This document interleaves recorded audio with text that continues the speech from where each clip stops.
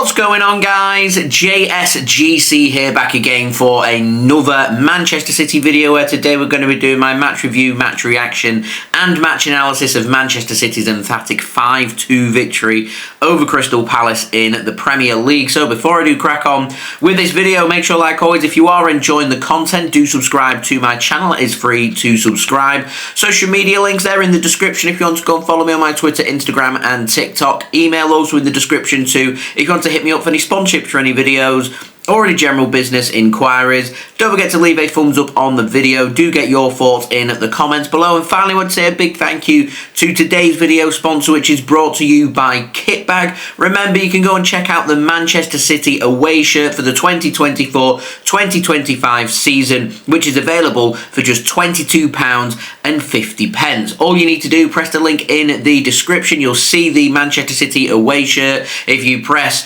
your size in and then to purchase the shirt, you'll be sent to the checkout page, and on the checkout page you can enter discount code Blue Moon Sale, all one word in block capitals. That'll give you an additional 40% off the shirt, taking the total price down to £22.50. Anyone that does check out Kitbag using my link in the description does help to support the future content created here on my channel. Remember, go and check out that great deal, the £22.50 Manchester City away shirt. It's a fantastic deal. Go and check it out. So, speaking and having to think about this game, I think when Manchester City went 2-0 down, I think was all pretty much thinking the same thing of, here we go again. There was lots of people thinking about Europa League football. And firstly, I'm just going to spend the first part of this video just digesting that had Eberechi Eze not been offside and this had gone 3-0 Crystal Palace, I think that would have been game, set and match. I think it would have been too much for Manchester City to have come back for. And it's very much a situation when it comes to comebacks is that things need to fall in place and work in your favour to a tight margin. It's not a very easy thing to do to come back from 2-0 down against any team in the Premier League. In particular, when you're looking at, over the last 10 games, a team with the second best form in the Premier League. Crystal Palace are a fantastic team, and they showcased in them first 25 minutes or so just how good they can be. They're a very dangerous team who like to attack,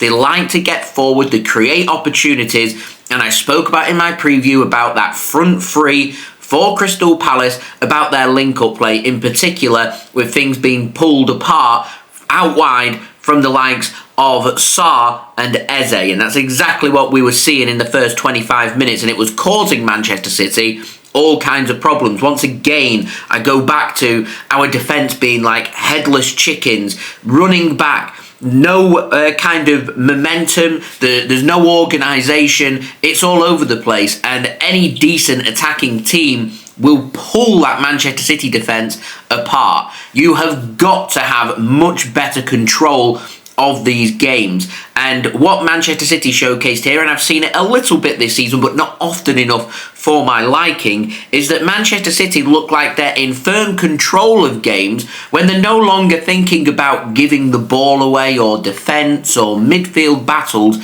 when Manchester City choose to start attacking, shooting and scoring goals. I saw it in our game against Chelsea at home, against Newcastle at home, and I've seen it here in this game against Crystal Palace at home as well. If we ignore the first 25 minutes or so of this game, this was actually a really good performance from Manchester City. And what I really liked from this game is that once we'd completed the comeback just after half-time and we'd made it 3-2, we didn't stop there and we carried on going. 4-2, you keep going, you keep pushing. That's how you get your goal difference up. That's how you score goals. That's how you get the team's confidence up as well. And that's a huge morale-boosting performance from Manchester City, heading into what is two crucial Premier League games, away against Everton next Saturday, followed by our midweek game against Aston Villa at home. They are two huge Premier League games. This was a huge Premier League game, and I'm thinking to myself, win our next two, and Manchester City's job about getting into the top 5 in Champions League football for next season looks much more straightforward. It looks easier, and I think we'd all be able to relax a little bit more than what we are right now, because I feel like we're all on edge, and that's how we felt at 2-0 down as well, with the City defence being pulled apart by Crystal Palace. And they managed to sort it out. And Kevin De Bruyne really showcased his quality for Manchester City in this game. And it does beg the question, because I've said it before to you guys, Kevin De Bruyne is a brilliant football player. And he's one of them players that even in 2 or 3 years' time, he will continue to be a brilliant football player. I don't think we're at a point where Kevin De Bruyne consistently 3 games a week can be dictating the pace of games and pulling teams apart. But he's more than capable in certain games of being able to be that player to make a difference. I did say that I'm going to be gutted when Kevin De Bruyne leaves. I would have liked to have seen Kevin De Bruyne on a 1-year contract extension to see how he gets on into next season.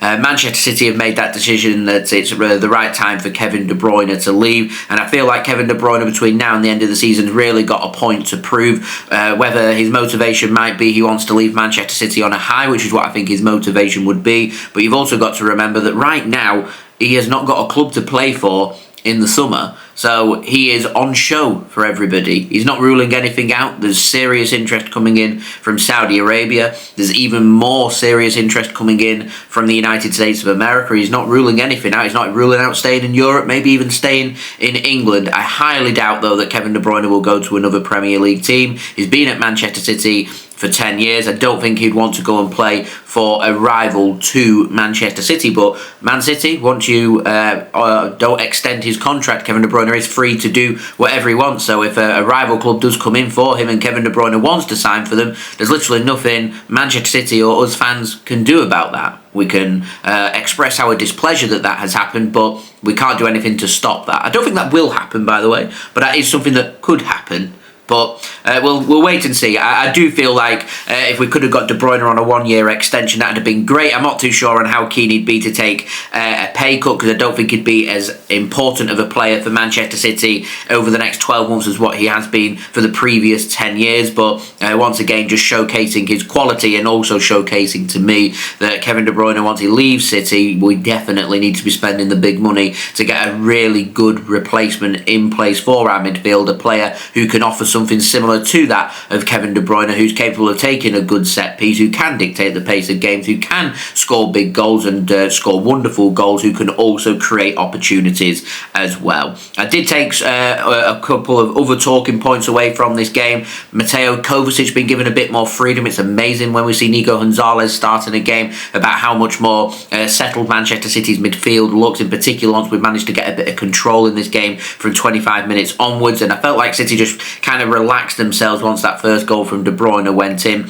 No surprise to see Omar Marmoush continuing his really good form since signing for Manchester City, scoring another goal. It was a well-taken Mateo Kovacic goal, and all 3 of them goals were well-timed. 2-0 Palace at half-time, very difficult for City. 2-1, it's different. 2-2, Crystal Palace don't really know what to do, and once we make it 3-2, Crystal Palace just couldn't get any more control in this game, and their defence ended up being pulled apart by Manchester City. And it was really good to see James McAtee, I think, making his first ever Premier League start for Manchester City, marking that occasion with a well-taken goal. And it was great to see Nico O'Reilly, the future of the club, McAtee and Nico O'Reilly, scoring a goal for City as well to complete a comprehensive victory, scoring 5 goals and picking up a huge 3 points and putting other teams around us now under some pressure ahead of the likes of Chelsea and Newcastle playing today to see maybe if they could drop points, which would be absolutely brilliant. But it's always the case that when you go first, you need to pick up them wins. 2-0 down, we feared the worst,